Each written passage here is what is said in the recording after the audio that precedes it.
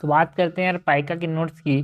पाइका मतलब क्या, एक परसिस्टेंट क्रेविंग होता है या फिर कंपल्सिव ईटिंग होता है। जो इनएडिबल सब्जेक्ट होते हैं ना, इनएडिबल ऑब्जेक्ट को होते हैं, एटलीस्ट एक मंथ के लिए अगर उसको आदमी खा रहा है तो उसको हम पाइका सिंड्रोम बोल देते हैं। ठीक है, सो व्हाट इज पाइका यार? It is the persistent craving, इच्छा जागती है जो नॉन, जैसे कि चौक हो गया, पेंट्स हो गए, है ना, बर्फ खा गया, क्ले खाने का ऐसे इच्छा जागती है, उसको हम क्या बोलते हैं? Pica. So persistent craving and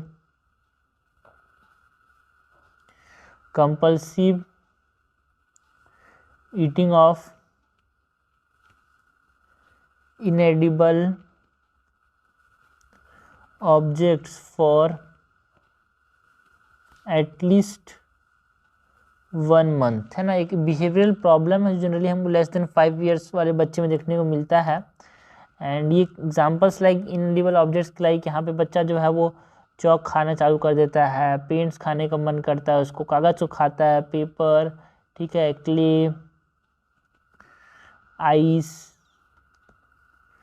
ठीक है। नाउ यहाँ पे हम बात कर सकते हैं अबाउट कि एक बिहेवियरल प्रॉब्लम है यार, ये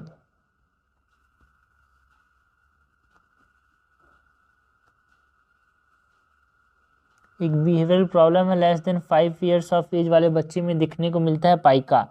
इटियोलॉजी की बात करें तो क्या के कारण में हमारे पास देखने को मिल सकता है पाइका? क्या के कारण की वजह से यहाँ पे पाइका हो सकता है किसी को, कि जो नॉन एडिबल ऑब्जेक्ट उसको खाने की इच्छा कैसे जाग सकती है? तो because of the some mental retardation, यार ठीक से दिमाग का ग्रोथ नहीं हो रहा अगर बच्चे में, तो मेंटल रिटार्डेशन की वजह से यहाँ पे पाइका डेवलप हो सकता है।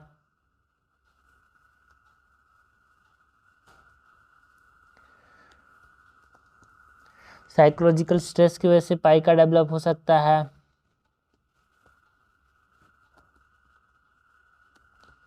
ना। Because of poor socio economic status pica develop हो सकता है। माल न्यूट्रिशन की वजह से यहाँ पे पाइका डेवलप हो सकता है। तो हमने कारण की बात की, इटियोलॉजी की बात की, क्या क्या कारण की वजह से यहाँ पे पाइका देखने को मिल सकता है। Now pica is associated with what यार? पाइका जो है जनरली किसी और बीमारी के साथ एसोसिएटेड होता है, कि है ना, मतलब साइकोलॉजिकल स्ट्रेस को और ज़्यादा एलिविएट कर देता है, या फिर जो साइकोलॉजिकल स्ट्रेस जब बॉडी के अंदर बहुत ज़्यादा बच्चे के अंदर बढ़ जाता है, फिर लोगों के अंदर, तो भी यहाँ पे ये देखने को मिलता है पाइका, है ना। नॉट ओनली इंजीनियर्स, बच्चे में भी, बड़े में देखने को मिल सकता है। एंड मतलब it is associated with what? It is associated with lead poisoning, ठीक है ना।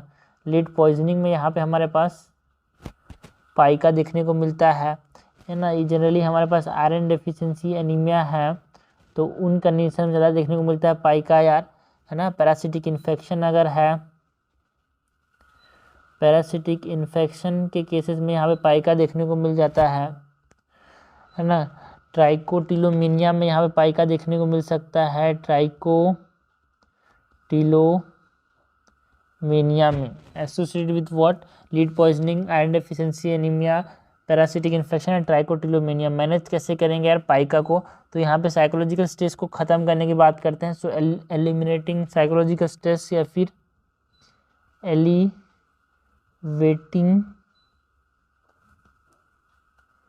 Psychological stress. जो साइकोलॉजिकल स्ट्रेस की वजह से पाइका आ रहा है उसको ठीक करेंगे बच्चे को, है ना। डिवॉर्मिंग करना है बच्चे का, एल्बेंडाजोल दे सकते हैं, आयरन सप्लीमेंटेशन देंगे यार।